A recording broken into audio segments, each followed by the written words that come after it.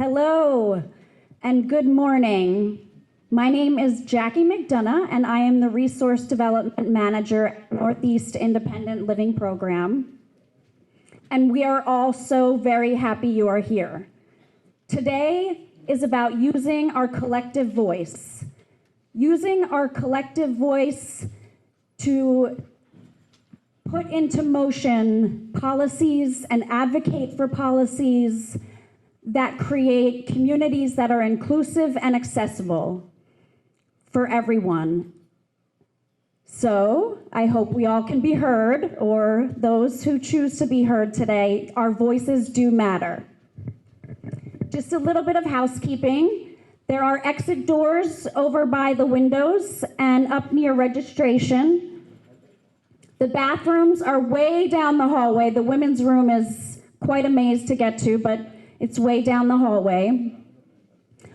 And the food, of course, if you haven't found it, is right on the, against the wall.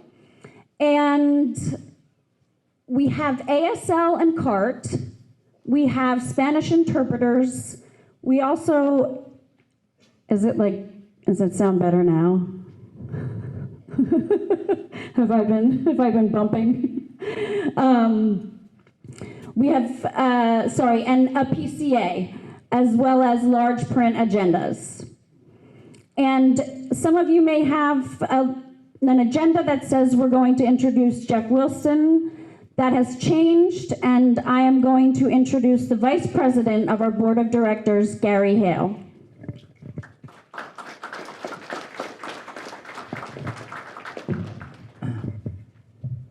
Thank you, Jackie. Can you all hear me?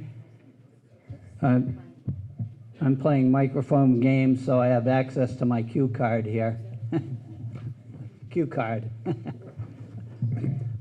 By the way, the men's room is a left, a right, a left, and another left.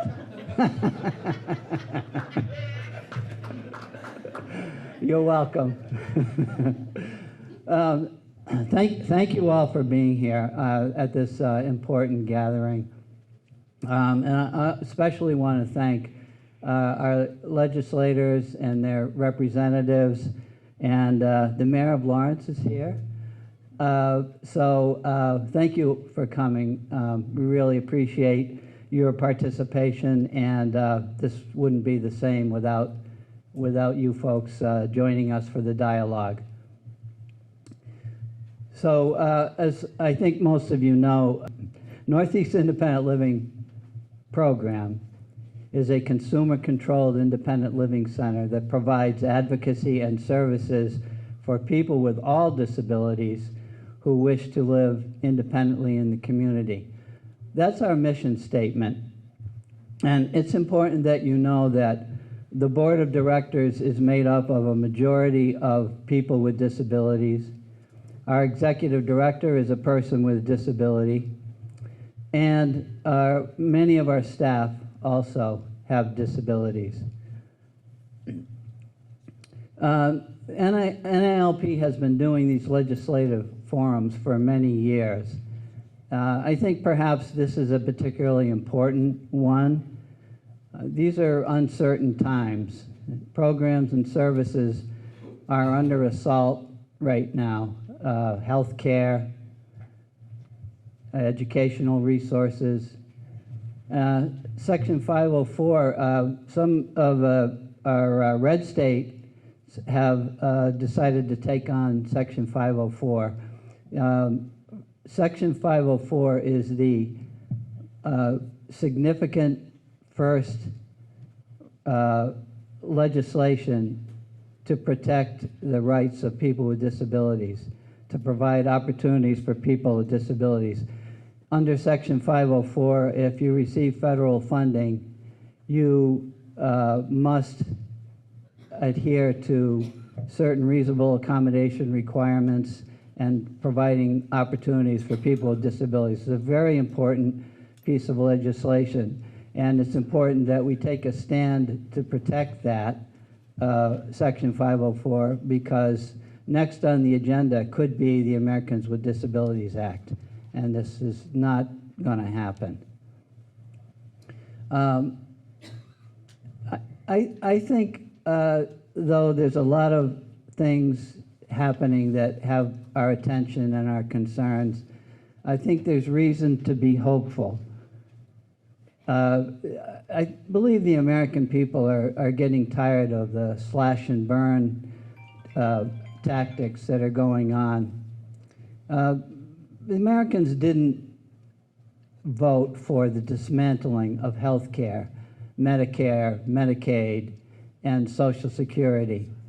They did not vote for the abolishment of our hard-earned civil rights, and they did not vote for the erasing of our cultural history.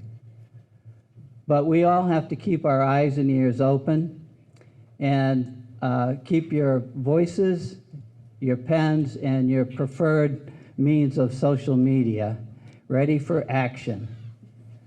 It is important that you reach out to your state and federal legislators if your family, you, or your friends will be hurt by proposed cuts coming up. And of course, also, reach out to NILP.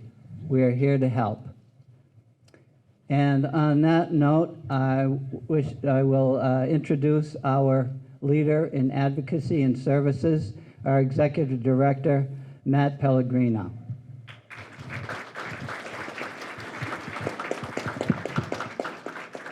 Thank you, Gary. Good morning, everyone, and thanks for coming today. We had planned to have this event, move it up in February this year, but we were given some advice. It might be better to speak to the legislators earlier in the budget planning period. But Mother Nature had some other thoughts in mind last month. So here we are in the spring where we would normally hold this event. Luckily, though, we got a nice cool spring day like we were hoping for. But it seems fitting with our theme this year, which is creating accessible communities. Certainly, the New England winter is one of the many things that can create inaccessibility for people with disabilities, particularly those with mobility-related disabilities. So these are uncertain times. We hear about things in the news these days and wonder how and if they will affect us personally and affect our workplace. We don't always have the answer to these questions, and they can cause some anxiety. But one thing we can control at NALP is continue helping to provide services to our consumers that maintain the mission of helping those who wish to live independently in the community. NALP exceeded its annual goal last year once again in the number of consumers that moved into the community who had resided in long-term care facilities. So I wanted to start and talk a little bit about some advocacy priorities that NALP and other ILCs, independent living centers, are focused on this year. So I mentioned last year, and I'll mention again, that independent living centers have only received one increase in funding since 2016. That's budget line item 4120-0200. We understand that this is a difficult budget year, but an increase in funding is vital to fairly and competitively compensate our hardworking staff. We asked the legislators in attendance to help us with this. It's important to add that ILCs receive very minimal assistance from Chapter 257 funds, which other community-based service providers receive regular funding increases from. Another priority again this year is protecting the PCA program. NALP serves over 3,000 consumers who rely on PCA to live independently. Often PCAs assist consumers with overcoming inaccessibility in their own homes, getting to and from the doctors, or at the supermarket. If you were here last year, you'll remember that the PCA program was targeted in the governor's proposed budget last year in a way that would have in fact made about 10% of the program, of Mass Health members using the program, ineligible for it. Thanks to advocacy and thanks to help from our partners in the state legislature, that cut wasn't implemented. This year, thankfully, there's no immediate plans for direct cuts to the program.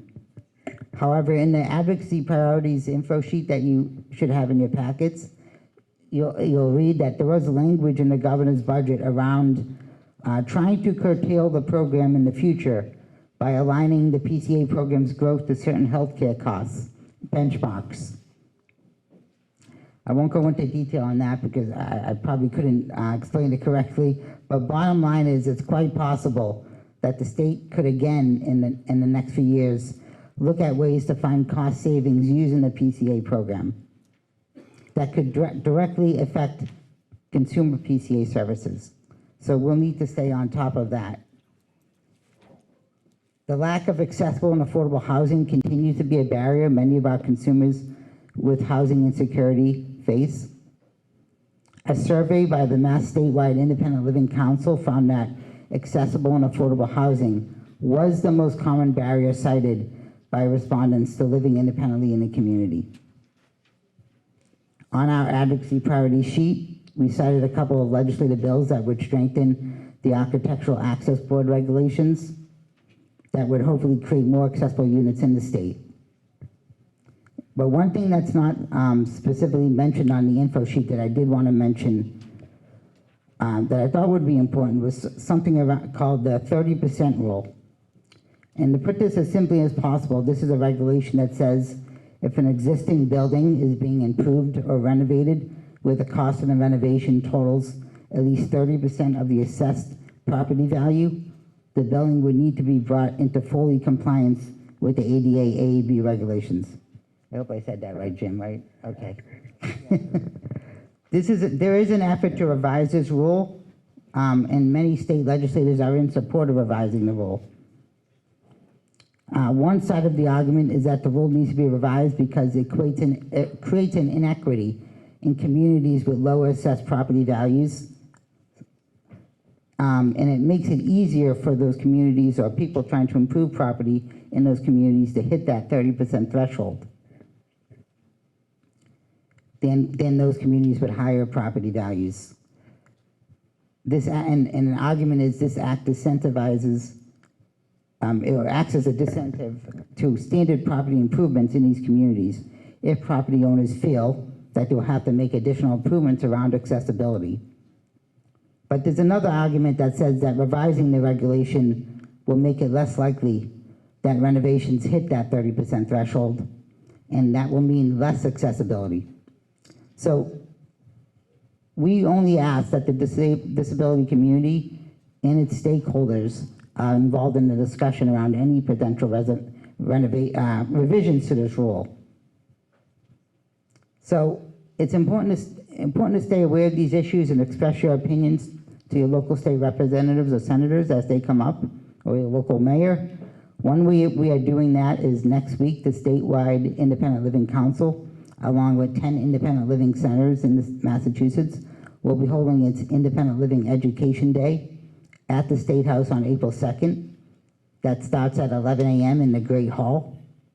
So I'm extending an invitation to all the legislators and their representatives that are here to attend that with us. But either way, NILP and some of our staff will be visiting some of your offices next week as well at the State House.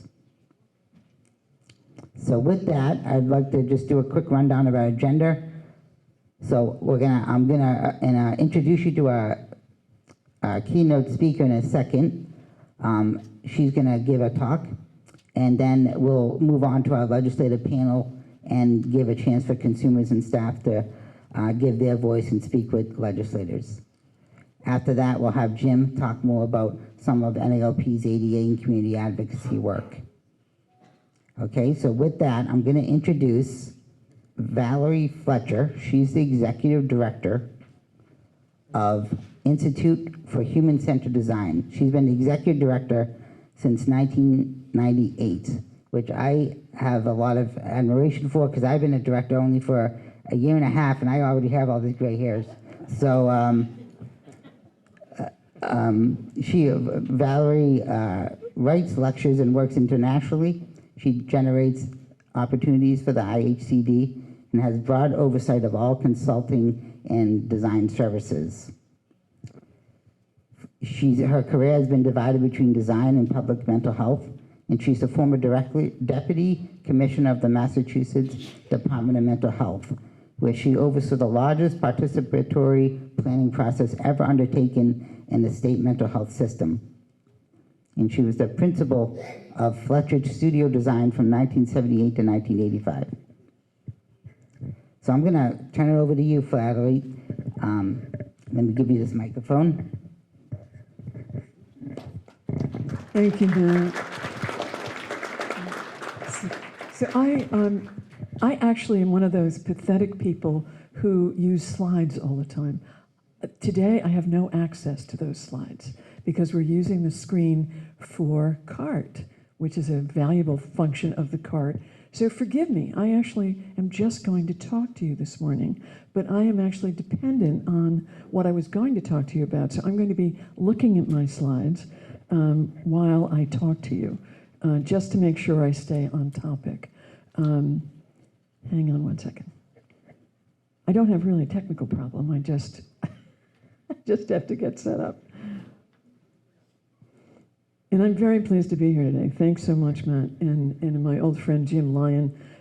Jim and I have known each other. We're trying to calculate that. It certainly goes back to the 90s, very long time. And Jim never ceases to be passionate and enthusiastic. So I want to talk to you about building a world fit for people. And our organization is really about the role of design and social equity. That's our focus, but it's a design of everything. It's not just the built environment. But my long history with NILP really goes back a long way. And part of that dates all the way back to when I was the executive director of the state's primary advocacy group for people with mental illness, the Alliance for the Mentally Ill. And back then, looking for people who actually agreed with the idea that there is parity between mental and physical reasons for disability was a tough thing. NILP was an absolute champion right from the get-go, that people with mental disabilities were on par with people with physical disabilities. I trust you're all aware of that history because there were few places in the nation that actually embraced that role for independent living centers. And NILP has been outstanding and still is outstanding. I mean, in the annual report, I was reading about a program for older people with psychiatric disabilities. Nobody's doing that but NILP. You guys are distinguished for really innovative work with a population too often ignored. The other reality that has been my constant reason for admiration for this organization is that, quite honestly, there was not another independent living center taking leadership in welcoming people who were immigrants and refugees with disabilities. And you have done that brilliantly. Back years ago, people who were coming out of Southeast Asia and moving to the United States, many of them with disabilities caused by the wars in Cambodia and Vietnam, NILP opened them with open arms. You were almost the only ones that did that work. It's a really important distinguishing quality of this independent living center. And I applaud you for your consistency in making that commitment to that kind of diversity and living with it all these years. We've been around for a long time. We have been around just 2 years longer than NILP. We were founded in 1978, the year that 504 came out. And we finally had some national requirements on accessibility. And our role as an organization, we were called Adaptive Environments then, was to teach people how to do it. You know, we were dealing with children and adults in many cases in the late 70s coming out of institutions. People had no idea how to make a school accessible, or a library, or home, or the playground.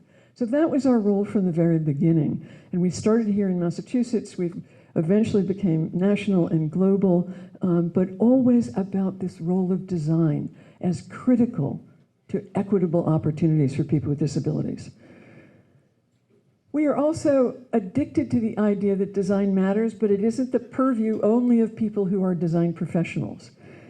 And a quote that I've always liked by an economist of all things: everyone who devises courses of action aimed at changing existing situations into preferred ones. Are you not all designers, imagining how the world can be better than it is? In my mind, that is a design function, and I think we are characterized overall by a group of designers here. We are unusual in that we're a nonprofit. We do a variety of educational functions, but we also do extensive consulting and design services worldwide. And we do research. The only research we think is worth doing is learning from people with lived experience of difference. And we'll talk a little bit about that in a few minutes. We run the New England ADA Center. I hope that that is a familiar service. It's a free service, federally funded. I can't tell you whether it will survive. I believe with Matt that the ADA is absolutely with us forever, and we will fight to the end to make sure of that. But the centers, I don't know. I have no idea. We've been running the center since '96, and we will see. We will do our level best to make sure it persists. And I want to just talk about what design can do. I mean, we have a sense that design is powerful, and it's important for each of us to have a sense of confidence, of comfort and control. I agree that housing is extraordinarily important to pulling that off. But I would also say that one of the things that we need to keep reminding people is that no one needs design that anticipates diversity more than people with lived experience of disability. That is, the people at the edges of the spectrum of ability have the most intense need for design that anticipated them. But it works better for everyone. The idea that somehow it takes away from others does not prove true. And I want to take a few minutes to just talk about who is a person with a disability today in the United States. And I have to say, one of the things that I am always surprised by is that people do not actually know the data on disability in America. One of the things that is often news to people is that there's 70 million Americans with disabilities. This is not about them over there. This is about the human condition. This is about every family in the nation. It's 1 in 4 adults. It's the largest minority in the United States. 40% of people 65 and over are people with disabilities. We have a high rate of disability in America, partly because we count mental and physical reasons for disability in a way that the rest of the world acknowledges but does not necessarily do much of a job on. It is also important when we think about the phenomenon of the aging of our society, and Americans have this funny idea that we can either choose to age or not. I'm afraid the only choice to avoid aging is to die young. Not a choice that anybody would make willingly. But we are looking at a rapid increase in the aging of the American population. So by 2060, we're looking at almost 100 million Americans over 65. Remember, 40% of that population are people with disabilities. It's an enormous impact on every community in the nation. And people are basically closing their eyes and shutting their ears and not planning for this inevitable reality. And we do not have specialized solutions for older people. Most of those specialized solutions are available only to people who can afford it. And those people who can afford it are quite well-to-do because it's so expensive. So most people will age in their communities and often age in the homes they live in now. We have not prepared for that. So this is a critical priority as we think about accessible and inclusive design. The other thing that is pretty unusual for people to be familiar with is that the leading cause of disability in America today is a spectrum of brain-based issues. 13.9% of people with disabilities in America have brain-based issues. And that's very varied. It might be mental health, it might be autism, it might be a whole spectrum of things like brain injury. It can be Alzheimer's and the other dementias. It is a big number, and it is a number that is growing pretty steadily. The second most common reason for disability is mobility. But within mobility, and that's 12.2% of people with disabilities, but within that number, people often forget, and there's a lot of people in this room today who can remind us that mobility disabilities are not always wheelchair users or even scooter users, that's 10% of the total, that 10 times more people have difficulty walking, and they are frequently forgotten. The idea that you might mount a campaign for more seating in your downtowns is a response to that reality of people who have difficulty walking, whether it's bad backs or hips or knees or feet or stamina. Places to sit outdoors where people want to go is an enormous benefit to that group of people. When we look at Massachusetts, we look like the nation. We're a little more extreme than the rest of the nation. 14% of people with disabilities in Massachusetts have brain-based disabilities. 10% have mobility disabilities. It's just important to remember proportionately. We cannot forget that accessibility has to be defined more broadly. And I trust that many of you are well aware of the term neurodiversity that was really a term of choice by people with certain kinds of disability. Under that big umbrella is an ordinary condition that many of you know, many of you may have, dyslexia, ADHD, attention deficit hyperactivity disorder, about 4 to 5% of the population. Autism spectrum disorder, a very significant disability that we once thought included almost everybody had an intellectual limitation. We were wrong. We've now learned that only 1 in 4 of people with autism likely have a significant intellectual limitation and likely need 24/7 care. The rest of those people are mostly finding their way to school, to higher ed, to the workplace. And we have to figure out how to design a world in which they can thrive. The reality is that disability does not fall equally on everyone. People of low income have higher rates of disability. People of color, particularly Black Americans, have higher rates of disability. We have unreliable data on Latino communities and on Asian communities in terms of being able to make a really good analysis. But we're looking at 28.7% of the American population of adults are people with disabilities. It's not about a special and unusual concern. And it is not about something that occurs once and that's your story for the rest of your life. Disability is the opportunity that all of us have if we live a typical lifespan. 40% of indigenous people have a disability, and that number has not changed since 1990 when the ADA was passed. We've made no progress. 25% of Black Americans have a disability, a higher rate than white Americans, and part of the reason why we have such high rates. No matter however you think about disability, it's an extraordinarily diverse human experience, and an ordinary human experience. It's about physical, sensory, and or brain-based issues, and it's also about chronic health conditions. I'm just curious about chronic health conditions. You may know from the ADA Amendments Act of 2008 that bodily function is included in the protected class of people with disabilities. Just curious, how many people in the room would self-identify as having one or more chronic health conditions? And that could be asthma, diabetes, heart disease, arthritis. How many people in the room have chronic conditions? It's got to be a huge number. I mean, chronic health conditions are so pervasive.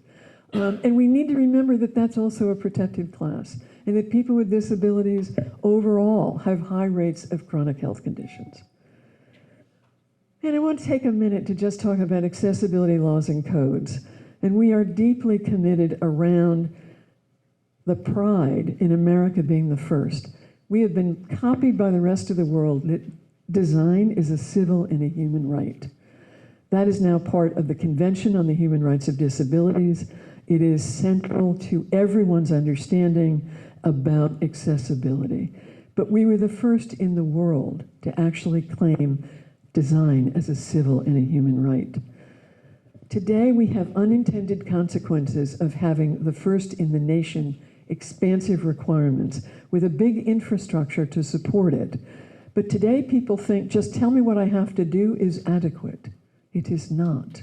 Almost all of our standards focus on people who use wheeled mobility. If you recall, and some of us are old enough to remember, back in 1978 and even earlier, in the first development of accessibility requirements, what was the population we were particularly focused on in terms of accessibility? Does anybody remember, anybody old enough to remember one of the primary drivers of the reason we focused on wheelchair users? What was, Brian? Yes, I remember them talking about one time a demonstration by where a bunch of disabled people laid in the street to get on a bus because the buses were inaccessible and that they were going to be arrested. And the mayor said, "Don't bother with the arrest," and the buses became accessible. That was the ADAPT demonstration. Many of the original leaders in the disability rights movement were people who had polio as children. Polio, which we no longer think about very much, was actually a driver of what was critical to address inaccessibility. Some of our great leaders, Ed Roberts, Judy Heumann, had polio as children, as babies. And that shaped their lives, and that shaped a vision for equity in the disability rights movement. But it was polio that drove our original understanding. Now we have no requirements related to brain-based reasons for disability except for accommodations in the workplace. And part of that is something I think we have to start to address. The other thing, that is the thing that I think, that notion of a protected class. Now I want to take a second to talk to you about the other part of what we do. We do accessibility and something called universal or inclusive design. And that is a bigger idea about anticipating the ordinary diversity of being human. It's a framework for thinking about places, but also things, information, communication, and policy. It focuses on the person, on the widest range of people across the spectrum of ability, age, and culture, operating in the widest range of situations without special or separate design. And it responds to the functional needs of users. We are part of a set of organizations in the US way back in '97 that developed the principles of this movement. And they're ordinary principles of design: equitable, flexible, simple and intuitive, perceptible, tolerance for error, low physical effort, and size and space for approach and use. And we have stuck with that practical set of design principles that guide us. It's not so many years later, 4 years later, the international definition of disability by the World Health Organization spoke to that reality, and they defined disability as contextual. Chew on that for a minute. What do you mean disability is contextual? And it was taking an old-fashioned way of looking at disability resides in the individual, that it is about what happens with that individual. And they reshaped how we think about disability. They started with the disability for functional limitation as a universal human experience if you live a typical lifespan. No one ends their life the way they began it. We all lose some aspect of function if we live a typical lifespan. They demanded and they defined equity between mental and physical reasons for functional limitation. And they said disability that occurs at the context, at that physical environment, at that, it's the built environment, it's the digital environment, it's every way in which you can be excluded by bad design. It's the communication environment. NILP has a really big commitment around inclusive communication and information. Everybody is not so committed, but everybody needs to learn that that is one of the ways to disable people. And attitude may be the biggest barrier of all. And that notion that that context of people's attitudes has also got to be taken on.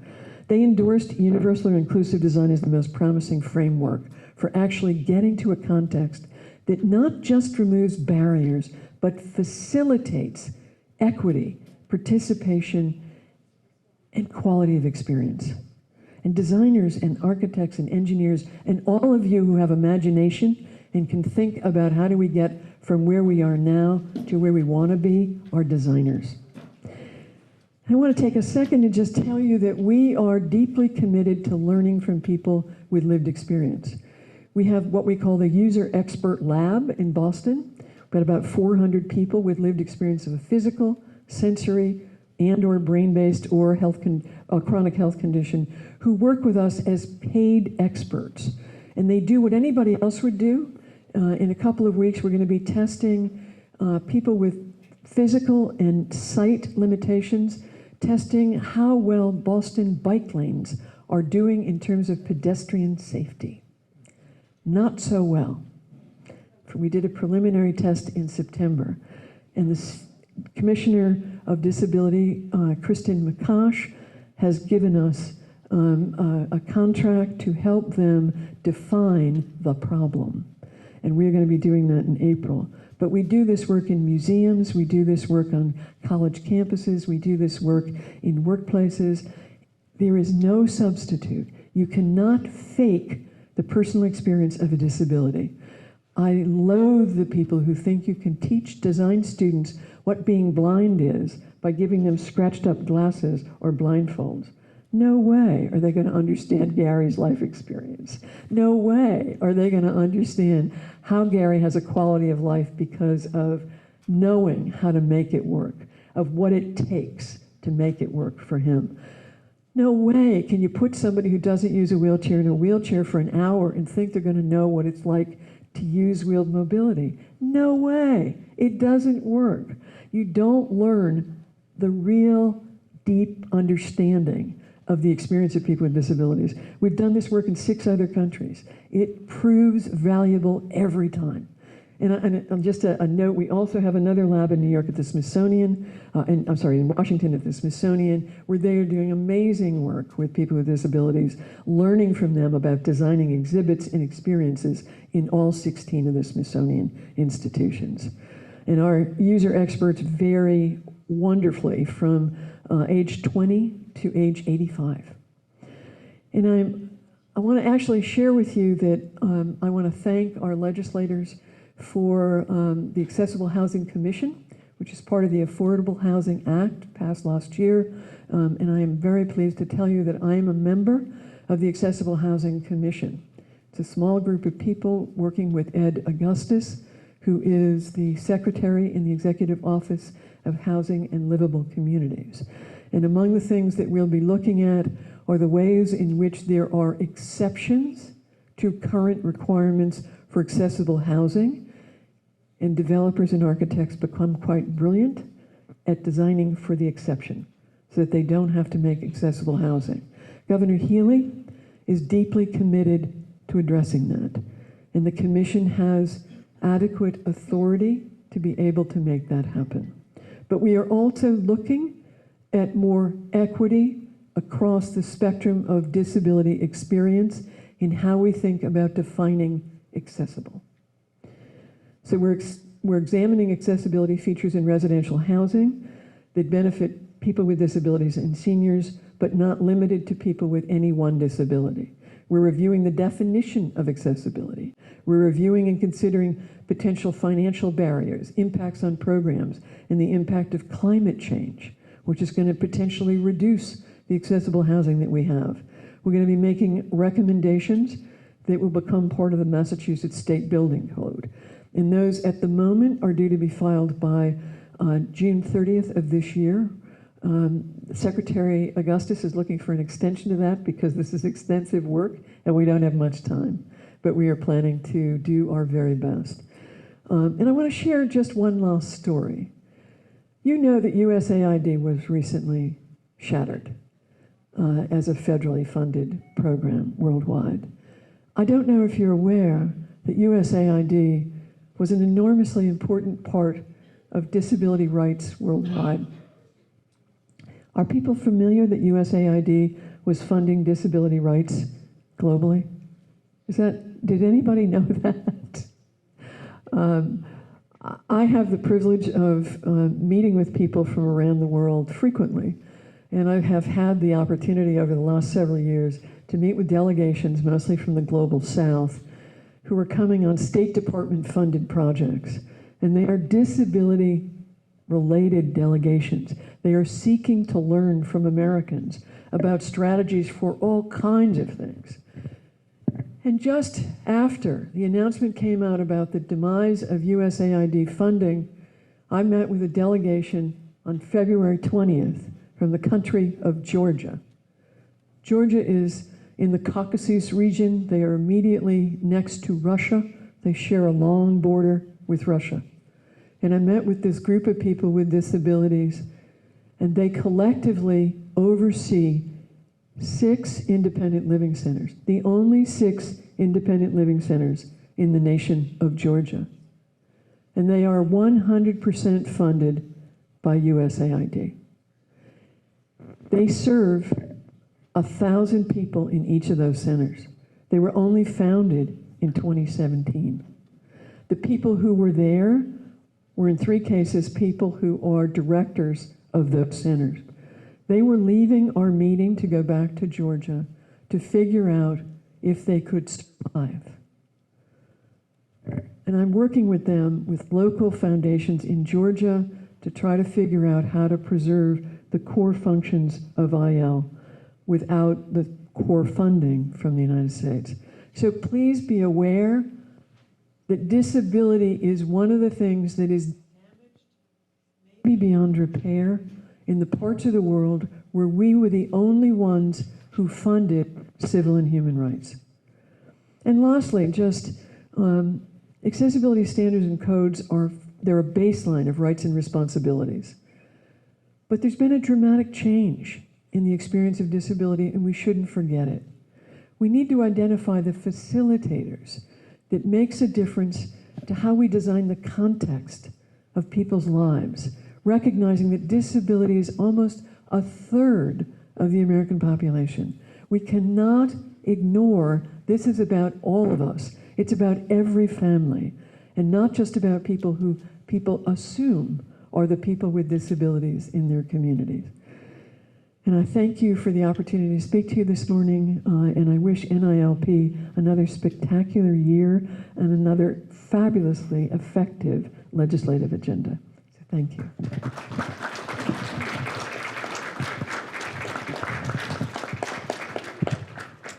Thank you, Valerie. You do a great job of talking about how many people are affected by disability in our communities worldwide. So thank you for that talk. I wanted to now, Jackie, who's going to help with the legislative panel, but I wanted to introduce, because I don't think I did at the beginning, some of the legislators that are here. Mayor DePena from the City of Lawrence, Representative Frank Moran. We have Richard Rodriguez, our ADA coordinator in the City of Lawrence as well. Sophia Gross from the Representative Lori Trahan's office is here. Sorry, this is the hardest part, is knowing who's here and who's not. From Office of Bruce Tarr is Mary Ann Ney, who's always at our events. We thank you for coming again. Thank you for all your work. I have Representative Adrian Ramos. And from Marina Acosta from Senator Pavel Payano's office. Tobin Abraham from Representative Wynn's office. And Janice from Senator Feingold's office. Thank you, Representative Moran. Okay.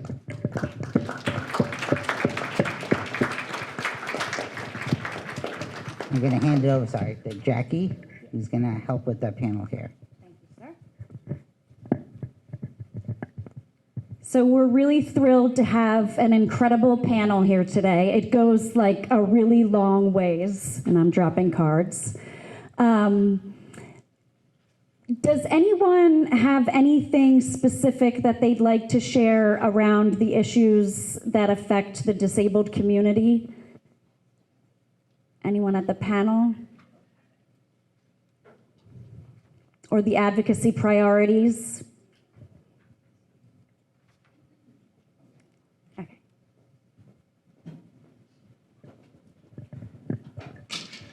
Thank you. So I want to include everyone. I'm Mary Ann Ney. I'm from Senator Bruce Tarr's office as his district director. And we have worked collaboratively with the Massachusetts Office on Disability, one of the things that I've assisted with the senator on. And this is for the ADA improvement for municipalities, and these are grants. In 2024, it was $4.9 million given to all municipalities in Massachusetts that applied for this grant and that got it. So we're so excited about that.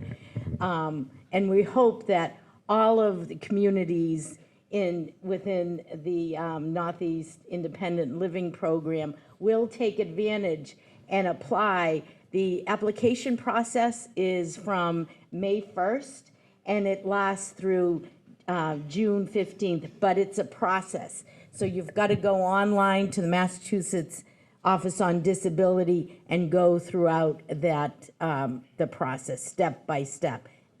But do it, and you will find that it's very helpful. So I just wanted to mention that to all the communities within NILP as well. So thank you. I know that in our district, in the Senator's district, several of our communities did receive the grants. And this has been going on for several years too. So get yourself used to it and apply. It's very important. Thank you. And that is for accessibility throughout the municipalities. Thank you, Marianne. Okay, how about this one? The first one was not so popular. What strategies is the state or your city or town using to increase the availability of affordable and accessible housing? I have a feeling this might be a popular one. What strategies is the state or your city or town using to increase the availability of affordable and accessible housing? Yes, sir. Well, I think the state, we passed the MBTA zoning last year, which is going to allow communities across the state to build homes right on the rail trail. But also, it allows us to not only add more housing, but also more affordable housing. We have invested billions of dollars into affordable housing all across the state. We passed a great bill last year. I think the keynote speaker, Valerie, mentioned that earlier. Because of that, we're able to create more housing, but also more affordable housing. So the state is doing a lot. In terms of cities and towns, I read a lot on the newspaper and see what most cities and towns I can only speak to. I know Mayor DePena has done a tremendous job with the LRA, Lawrence Redevelopment Authority. I read a lot on the newspaper what the city's doing in terms of turning these dilapidated properties and these vacant lots into affordable homes in the city of Lawrence. So I know the city of Lawrence is doing a great job. Andover now is trying to build some more units right on the rail trail line. So they are doing some stuff. Yes. Thank you, Representative Frank Moran. And Richard Rodriguez. Thank you, and she's right. I also work with the Massachusetts Office on Disability for many years, and they do provide grant. In fact, last year we were one of the recipients. We got close to $250,000 with the support of the state delegation and with the consent of the mayor. Now, I have been working for the city of Lawrence on and off for 30 years, and I have worked for 4 mayors. And every year I ask the mayor, I want your permission to apply for this grant. I want your permission to apply for this grant. It's money to improve ADA. They all said no or came out one excuse, but this mayor said, yes, go ahead and apply, and we did get the grant. Now, because of that grant, City Hall is a different place. You could walk in, you will see the signage for the blind. If you go to all the offices, you will see the tables very low to accommodate people with wheelchair. And if you take the elevator, there will be a sound system for people who is blind. It tells you the floor. So we made a lot of improvement at City Hall. And I'd like to add, I believe, Frank, we are For 3 times, Lawrence was granted Housing Choice Grant. That's also to improve housing loans and to make house accessibility. Lawrence has made a lot of improvement. In fact, very quickly, there are 5 requirements how we have been Lawrence in compliance with ADA. 1, we have an ADA coordinator, which is me. 2, we have to have a notice requirement, which we never did have. Now we do. Notice requirement is telling people if you want accommodation to contact the ADA coordinator. 3, we have to have a self-evaluation. Now, and we also have to have a transition plan. We are now in the process to update those evaluations. So we are making progress, and we will continue making progress through the leadership of the mayor, who will also reactivate the Commission on Disability in Lawrence. Thank you. Thank you, Richard. Good morning again. My name is Adrienne Ramos. This session, I have the honor of serving as vice chair on the Housing Committee. So I'm looking forward to continuing the work the legislature has done on housing. But I also want to point out that as part of the Affordable Homes Act, we also did pass ADUs by right. And I'm sure many of you are familiar with that, but you know, as someone who lives in an area and represents more rural communities rather than urban, there's a lot of pushback to ADUs, and I really think ADUs are a way to really help that accessibility, because one, you can develop an ADU or create an architect an ADU that is really going to meet the needs of your family member or family member that may have different abilities, right? So you can have a home that's ground level and have an ADU that's ground level, or has the space for a wheelchair, etc. So I really am hoping that that's an area where we'll see ability for people to expand and have accessible units right in their own home. I can't imagine that won't happen, and I'm already hearing more applications are up for ADUs. So I'm excited about that as a great opportunity to provide housing, accessible housing. So as I said, that's one area, but that's, I think, just one place where we're looking. The Affordable Homes Act really took a holistic approach to housing. We're looking at not just helping cities and towns develop housing, but how are we bringing those resources that are needed? Because a lot of what I hear is, oh, we can't build housing in our town because we don't have, our sewers are 100 years old and we can't expand and we don't have the funding for that. We don't have, in some communities, we don't even have town sewer. So I think we really did make a mindful evaluation of what was needed to bring housing to areas where otherwise we are getting that no backlash. And so hopefully we'll be able to expand that and expand, because I served last session on the joint committee for persons with disabilities, and I heard the stories and it really resonated with me. I saw one of the legislative priorities here, which I'm going to go off here, was about wheelchair repair. And I've now asked to be a co-sponsor, because just hearing how long people were waiting to have their wheelchair repaired, and really that gives them access to beyond their living room and their bedroom. It was really astonishing to me that that's happening, that it's taking so many years. So I just know you have an advocate and a supporter here in me, and please do reach out to my office if there's anything else that I can do. Thank you so much, Representative Adrienne Ramos. Yes. Oh, good. Yes. Representative Ramos, thanks very much. I just want to take a second to build on your point about ADUs, because I think people don't understand what they can do. So they're accessory dwelling units, and they're allowed in Massachusetts, they're encouraged in Massachusetts now. There's a great deal of experience in places like California. And one of the assets is that we all know older people who are forced to sell their homes because either they aren't accessible or they can no longer keep them up. ADUs is a tool for allowing people to continue in the community, and allows a new method of having income or accessibility right on your property. And people, I think we haven't got enough stories yet in Massachusetts But I will tell you that the stories that I know from elsewhere in the country where this has been a tool happily used for years, it has made an enormous difference. And a lot of people forced out of their homes because they can't maintain them or they aren't accessible are now staying at home with a different level of stability. Sorry.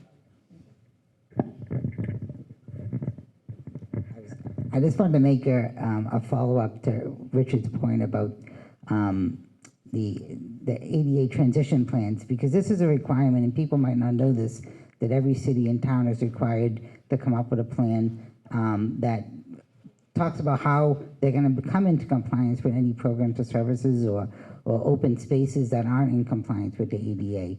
And we do feel like, I know Jim, we talk about a lot of the towns really coming on board with this, and especially in the area of recreation, playgrounds, they're looking at for accessibility now. When I was a child growing up, there was no accessible playgrounds, and this wasn't that long ago. And now they are coming up with, they're asking us about what types of surfaces are best for wheelchairs and other disabilities. So I think this is a great thing that you brought up, Richard, as well. So Jackie, I'll pass it back to you. Why don't we go to the audience now? And I think, yeah. Sure. Okay. Oh, he's all set.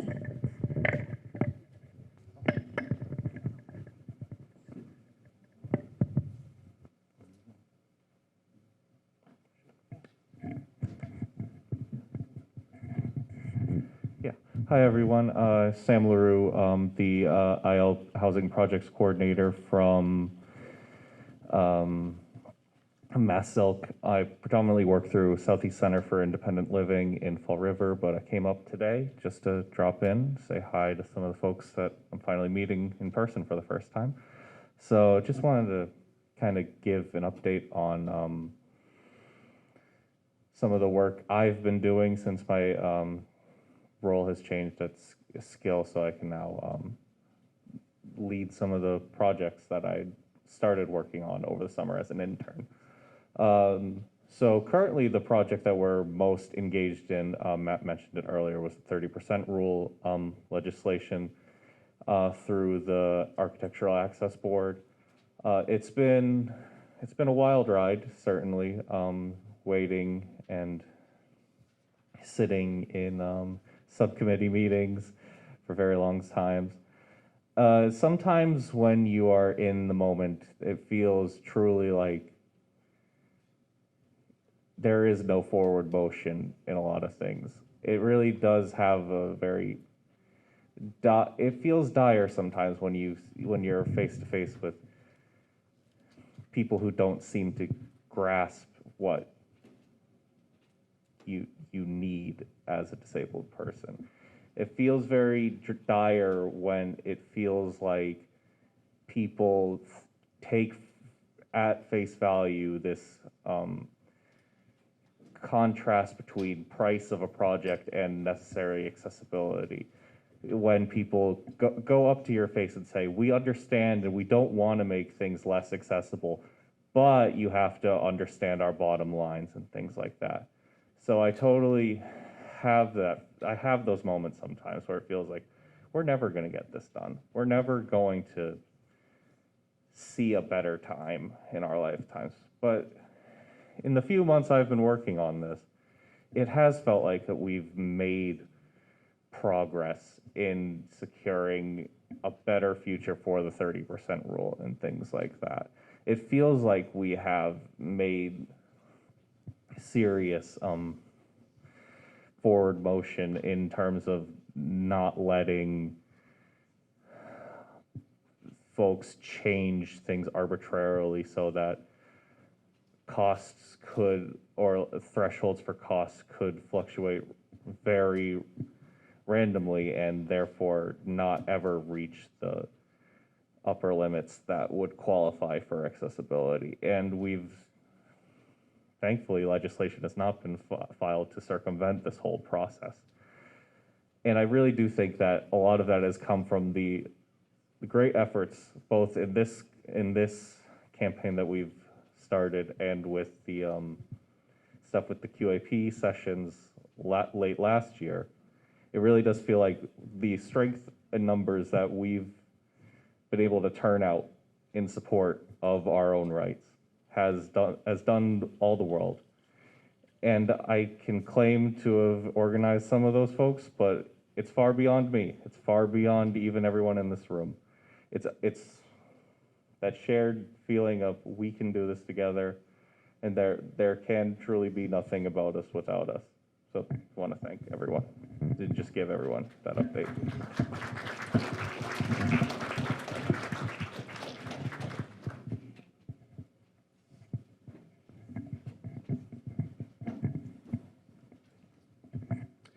Thank you, everyone, for the opportunity to speak with you. My name is Mike Morales. I'm a resident of Haverhill. I'm on the planning board and very active in local city affairs. With regards to the ADUs, 100%, they have been a tremendous opportunity for people to alleviate just some of the barriers that have been in place.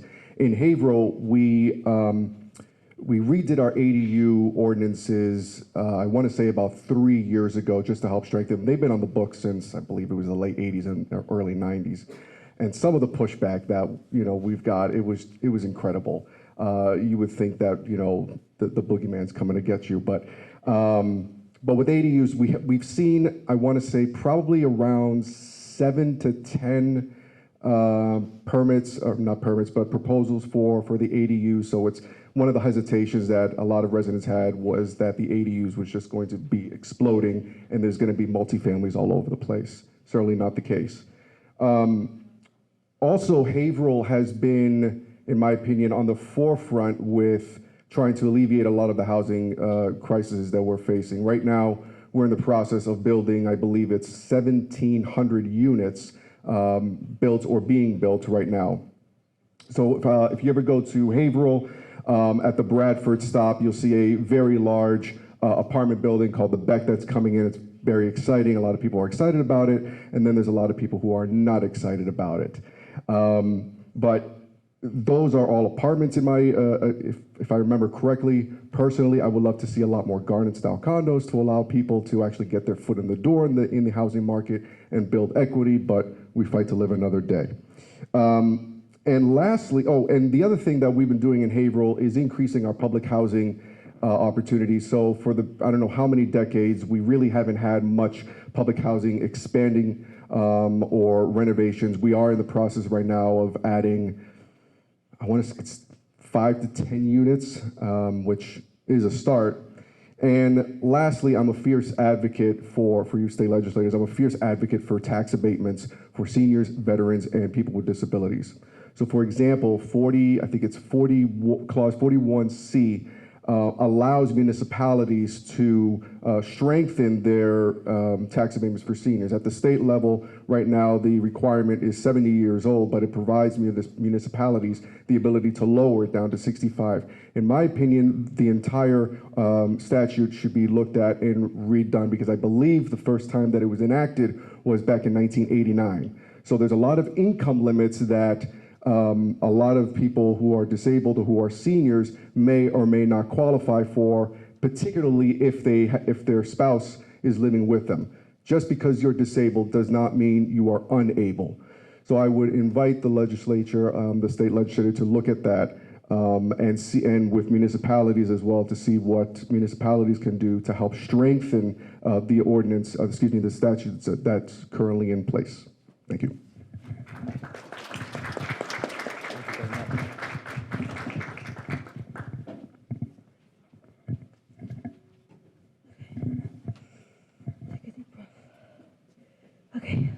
Hello. Yes, I would like to introduce myself first of all. My name is Nichelle Delgado, and yes, I have autism, and I am a self-advocate here from Lawrence, and also a peer support mentor from the Arc of Greater Haverhill Newburyport. And I have a letter here that I would like to share with the legislators today. And this letter is the same letter that I shared with the legislators at the Arc of Mass Legislative Day. So I would like to read this letter and give it to the legislators today. I have a few copies here, but yes, I'm gonna read this important letter. So it starts with, excuse me, sorry, I'm a little nervous, but okay. So it says, dear sir, or ma'am, yeah. And it says, my name is Nichelle, and I live in Lawrence. I have autism. I have 2 issues I want to talk with you about today. The first one is regarding Mass Health / Medicaid. Please do not get rid of it because it is not going to be good for people with disabilities like me to lose it. Without health insurance, we wouldn't be able to get the important health care we need. I live with my grandmother and we live on very little income. The second issue is services for people with disabilities. These are very important services for people. Without them, we could lose progress.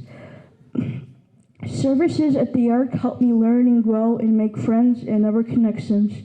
My support is helping me become more independent and successful in the future. It means a lot to me to have the opportunity to get to know people just like me who are in the same boat and to have staff who know how to work with me and understand me. This is why paying the workforce a good wage is important. So I just want to say thank you for giving me the chance to talk with you today and for listening to me and my concerns. And sincerely, Nichelle Delgado. Thank you.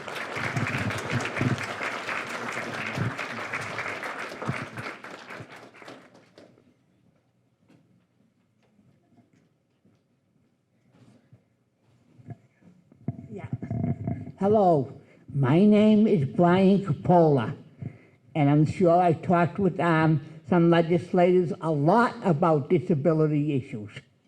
I am legally blind, hard of hearing, and I've come to discuss issues with regard to housing, accessible housing, and about graduation requirements in high school and college with regard to disability awareness training on the disability laws.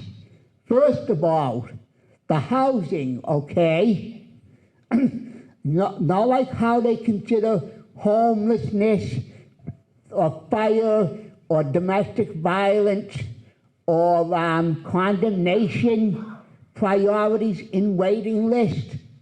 Well, I would like to see one more added, and that is disability when, in the case, a person's home that they're currently living in is not suitable due to a disability or misaccommodation. For instance, a blind person with ice needs to be in a flat surface just like a wheelchair person would be, because stairs and ice for a visually impaired person can be just as dangerous. Another issue is, for instance, somebody who may have COPD. It is if there are things in the house that need repair, such as, for instance, water stains or something like that, that should be done. If it is not being done, that should then be qualified as a priority to offset the COPD, because these things and COPD don't mix. And it is harder to tell the symptoms between that and the pandemic we just came out of. Now, the other thing I'm going to address, okay, is a graduation requirement called diversity awareness. And in that requirement, the school should be required to teach universal design, accessibility, and disability awareness. Without having that, because we exist, we will exist, we're not going to die off just because, oh, my son should be valedictorian. No, put those requirements in first. Then my son or daughter be valedictorian. So, graduation requirement of disability awareness, because I end with a song that I'm going to sing that we should never have to experience again. You can't go to the bank. You can't go to the bank. You can't go to the bank. You can't go to the bank. Well, if you're in an institution, that's what will happen. And if you can't go to the bank, how can you go anywhere else? Thank you very much, legislators. Thank you very much.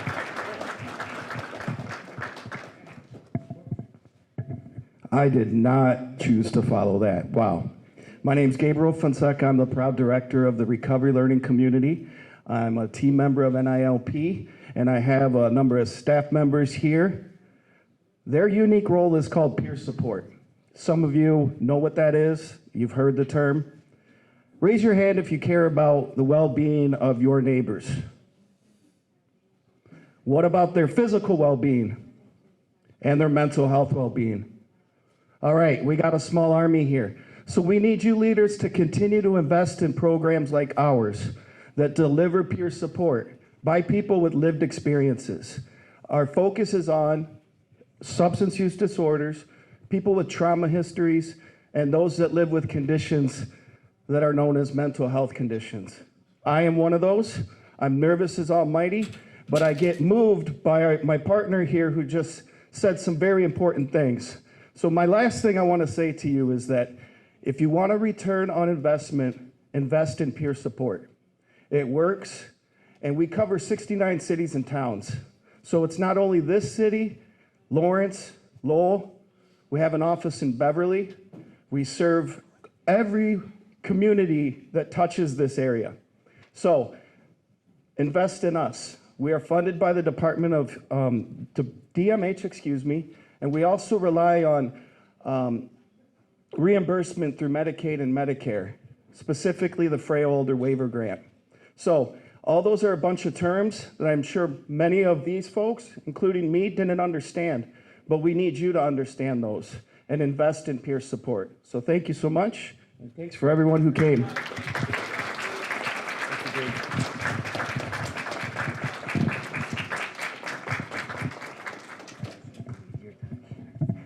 Hi, everybody. Can everybody hear me okay?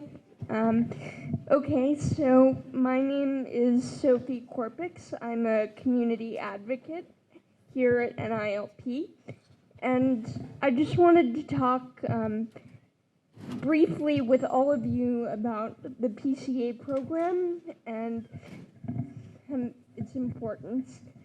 So, just to tell you a little bit about myself, I went to UMass Amherst for college, and I was able to successfully live on campus for 3.5 years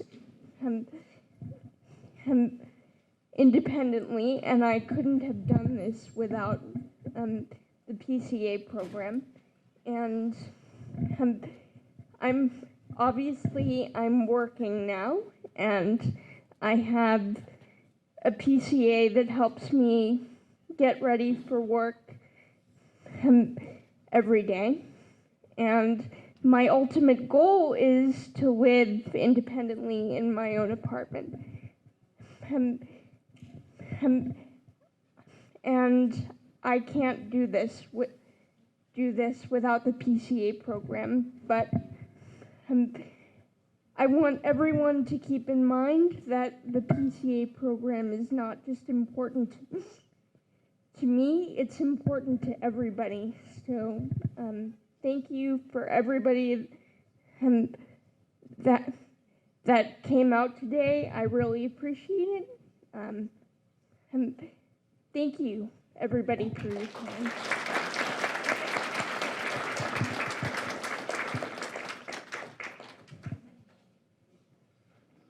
Anyone else?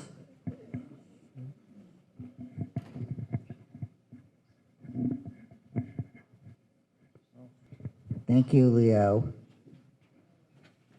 Yep. Sure, Richard. I have been listening, so I agree with her. ADA is a tool, but the problem is knowledge.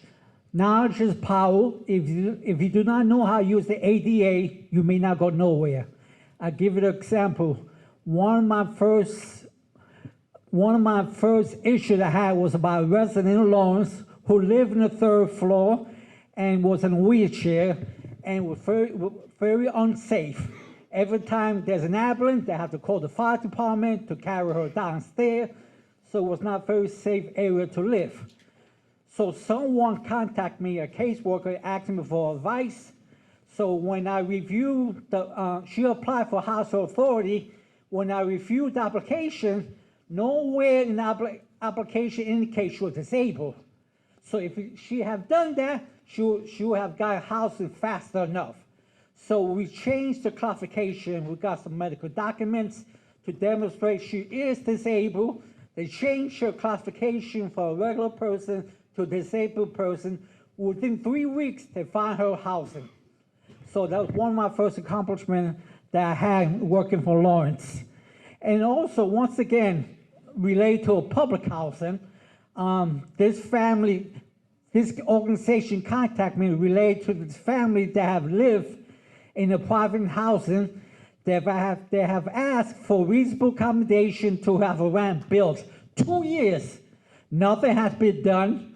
So the Department of DSS contact me with the state agency, and a nonprofit contact me. We had a meeting with the housing coordinator over there, and the first thing he cried about, it costs too much money to accommodate. So the answer we had is, I did some research. It's a multi-million-dollar budget. What do you mean you don't have to budget for it? So we did a request in writing, and then within a month, they agreed to accommodate the person. But the best thing is the organization that I was working with that has specialists that plan out how much will cost for different type of accommodation and what's the best. So because of that information, that the private housing was able to accommodate her and was successful. So once again, ADA is knowledge and it's power. Thank you.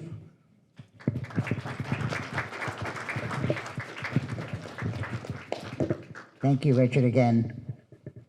So at this point, our last speaker, I'm going to turn it over to Jim Lyons, who's a longtime Vice President of Advocacy and Accessibility.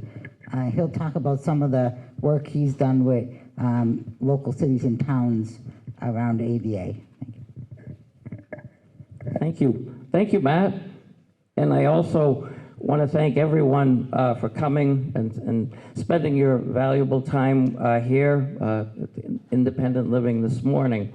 And our legislators who have been there for us all along. And thank you for your time and coming to listen to us. And I'm with the Advocacy and Accessibility Department at Northeast Independent Living Program. And what we do, for those of you who aren't familiar with my program, and what we do is we work with community partners and community organizations, big and small. And we provide for systems advocacy and teach people about ADA accommodations. And we provide also work for municipalities and businesses for what is called our ADA self-evaluations and transition plans that Richard so nicely described, and Valerie spoke about that too. And we actually do that for towns and cities, and we've been doing it actually since 1984, when we started consulting. I think Georgetown was the first town we did for 504 that Valerie and Matt talked about. And so we've been doing that ever since, and we've worked with the city of Lawrence, and we will continue to do that. We always have been in Lawrence, and I think we always will be. The city also helped us with so many things. I could go on all day. They helped us with buying our building, the down payment, our parking lot pavement. It goes on, sprinklers. So we have some very wonderful partners and people that we like to work with. And what we do is we provide trainings, on ADA, architectural, attitudinal, and all the kinds of barriers that Valerie mentioned. And we also work with Mass Architectural Access Board, the AAB. And the AAB, Matt talked about the 30% rule, which is a really important issue right now. And we want to basically, it needs compromise. I'd like to leave it the way it is, frankly, but the board takes variances, and we get asked to look at those variances and give our comments whether they should be approved or not. So those are the kinds of things that I do, and I want to say that I wanted to say this before Valerie left, but not only did she support independent living for all these years, but she also helped fund us for many different kinds of projects.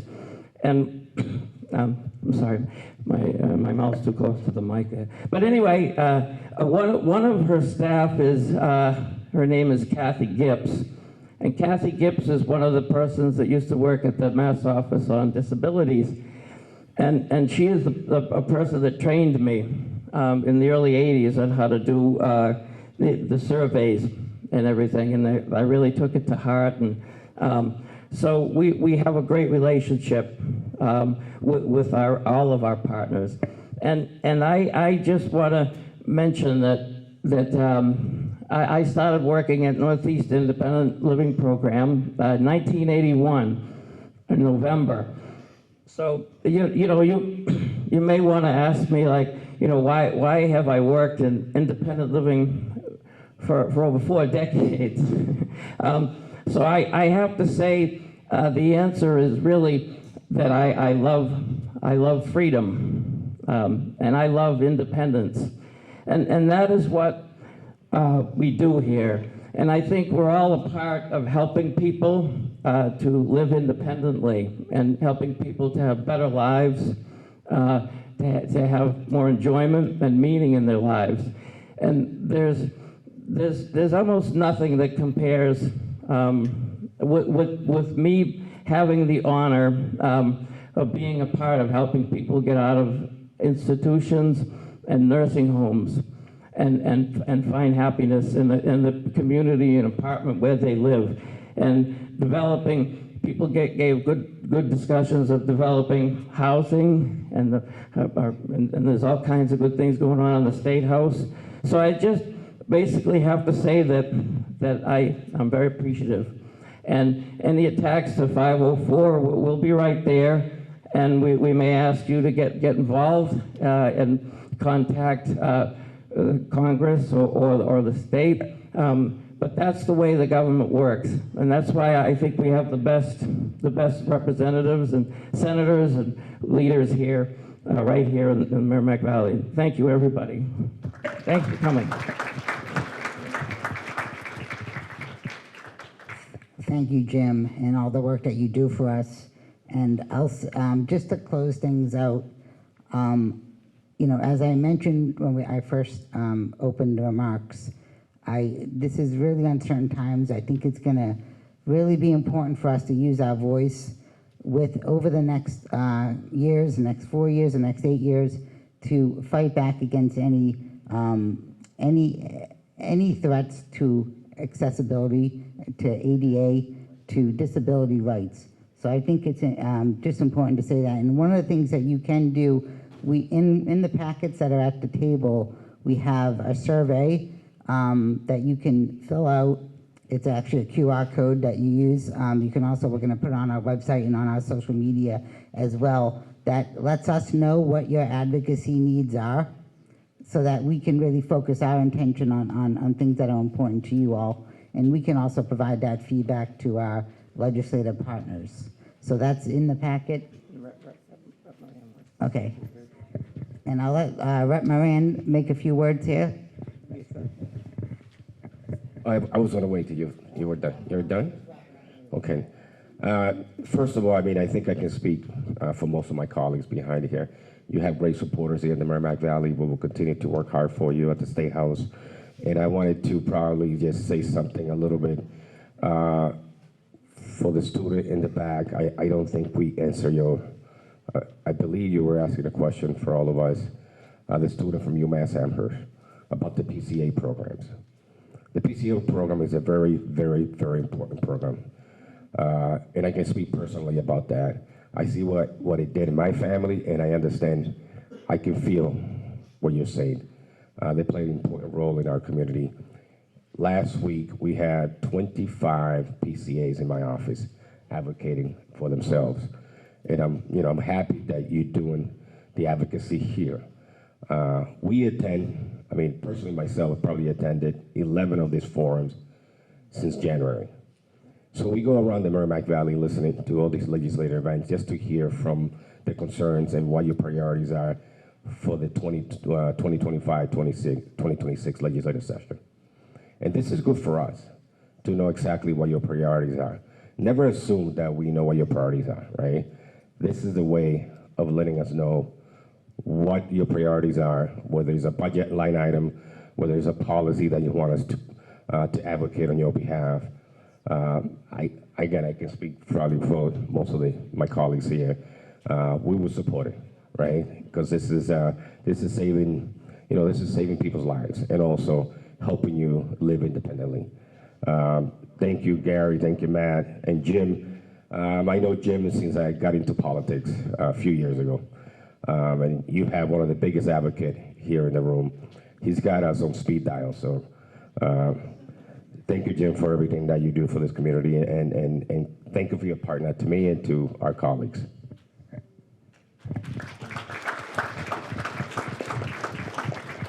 Thank you. I'll just mention, because I love talking about the PCA program, there is no other program like it. And if the powers that be at Mass Health or the state say there is, there isn't. There's different programs that are very limited, that tell you, okay, we're going to send out a worker at 6 a.m. and you better be awake at 6 a.m. to have that person come in, and then we're going to leave at 7:30. So the PCA program is self-directed. It allows people to choose who they want to assist them, when they want to assist them. And it's the only program for younger persons, I say younger persons, under 65 with disabilities, that to have someone direct their own care and activities of daily living and getting them done each day. It allows them to work, as Sophie mentioned. It allows them to go to college. So it's an extremely important program. It's something we will fight. I know NILP will, as long as I'm running it, to protect it. Okay. So with that, thank you.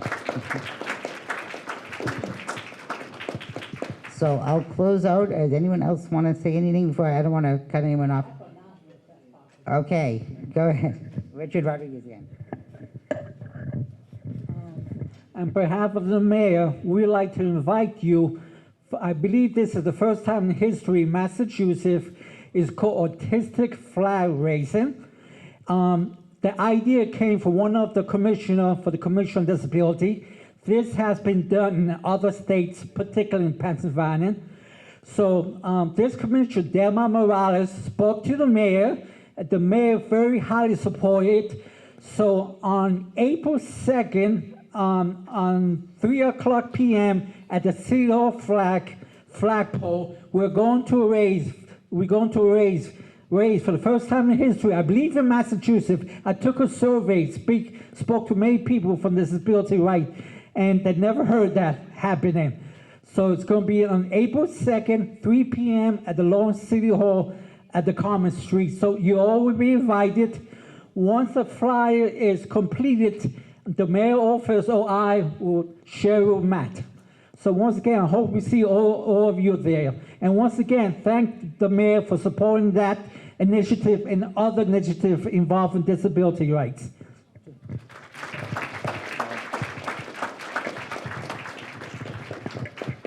All right, and with that, I want to thank again all of our partners in Mayor DePena, Richard, all of you came today. Someone told me the other day, sometimes just showing up is part, and the fact that you showed up and listened is really means a lot to us. And you do it every year, so thanks again.